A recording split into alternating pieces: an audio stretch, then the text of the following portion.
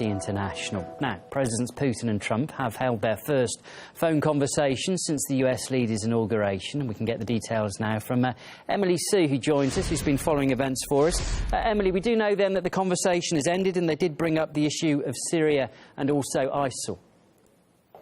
Well, Andrew, this news literally just came in. We can now confirm that the two leaders have, in fact, discussed Syria, and they have also discussed the importance to fight terrorism. And also, reports we've been reading indicate that Donald Trump will sign an executive order to get his team to come up with a strategy against ISIS within 30 days' time. Now, of course, it is too early to say what will be part of this strategy. But before this phone call tonight, Trump has repeatedly stressed on the importance of cooperation with Russia when it comes to the fight on terror here. We have a great relationship with Russia and other countries, and if we go after ISIS together, which has to be stopped, that's an evil that has to be stopped, I will consider that a good thing, not a bad thing.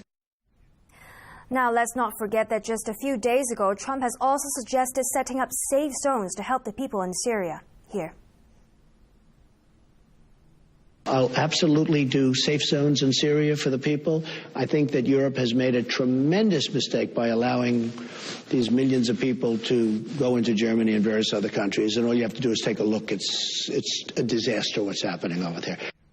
Now, judging on that soundbite, setting up safe zones may sound like a good idea to help the people in Syria. But what Trump did not elaborate on is the fact that this may lead to an increase of American military involvement in the Syrian conflict. And this idea has also raised a lot of eyebrows, and particularly in Russia, because setting up safe zones would mean that there would be isolated territories inside Syria that is under U.S. control, and this may pave the way towards a U.S. intervention in the war-torn country. And now it will be interesting to see how this cooperation between Russia and the U.S. will pan out. I mean, especially given that the previous U.S. administration, they have broke off ties with Russia over Syria. So the next big question really is if the two sides will be able to mend those ties. Here's my report on that. Will Trump be able to hit the reset button on U.S.-Russian ties? There's certainly potential for it, with Donald Trump's updates on relations between Moscow and Washington. Firstly, Trump has made it clear that the U.S. should no longer impose its way of life on other countries. We will seek friendship and goodwill with the nations of the world. We do not seek to impose our way of life on anyone. That's quite a U-turn from Obama's stance on American exceptionalism. And Putin has always been an advocate of equal cooperation between all states. Trump and Putin also share the same vision for the fight on terror. The U.S. leader has pledged to put an end to regime change as a strategy, while Putin says crushing the terrorists should always be the priority.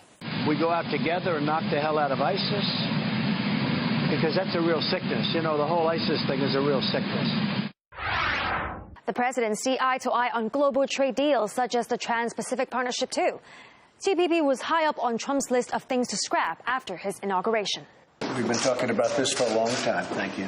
Great thing for the American worker, what we just did. And even before Trump was in the picture, Putin described the agreement as yet another attempt by Washington to create regional economic cooperation only it will benefit from.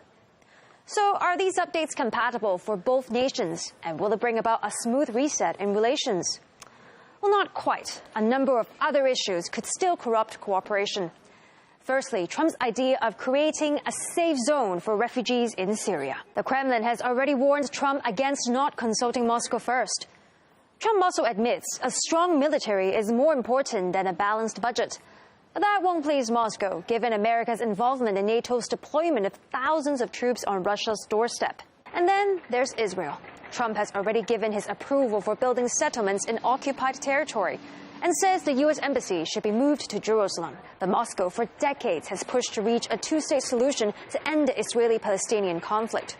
With Trump's foreign policy updates likely to be installed in the coming months, a reset of U.S.-Russian relations is possible. But a click on the wrong button could see a factory reset to times of old.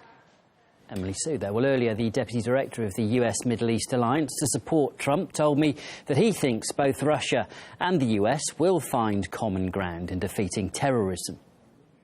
It's in the interest of both Russia, the United States, and the whole free world, and in fact the Muslim world, that the Islamic State is thoroughly and completely destroyed. President Trump has made a key point of discussing the threat of radical Islamic terror in the past few days.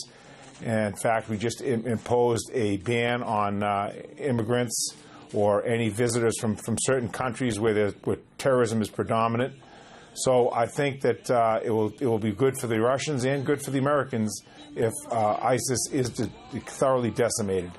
So that is one common point that they can agree on, I'm sure.